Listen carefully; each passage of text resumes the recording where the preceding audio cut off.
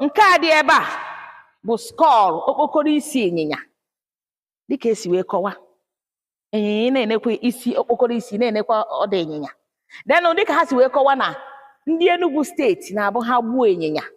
ha kpọọ onwe ha ogbu gịnị ogbu ịnyịnya then ndị saịdị anyị a bụ Anambra gbuo efi anyị na-akpọ onwe anyị ogbu gịnị ogbu efi nke a bụ instrument local instrument anyị ji akụ egwu mgbe gịnị mgbe ochie na-anya ebe efu ngwongwo niile dị ebe a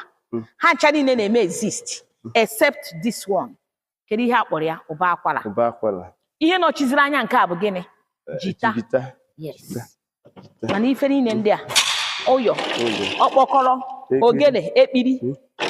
all these things ka na-eme gịnị exist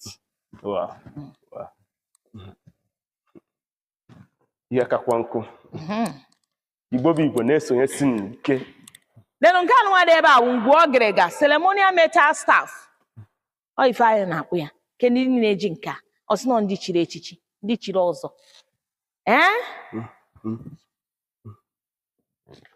then nke a bụ oji nke ndị na-eji ya ka bụ ndị native doctor na ndị gịnị ndị mmọnwụ Wow. Yeah,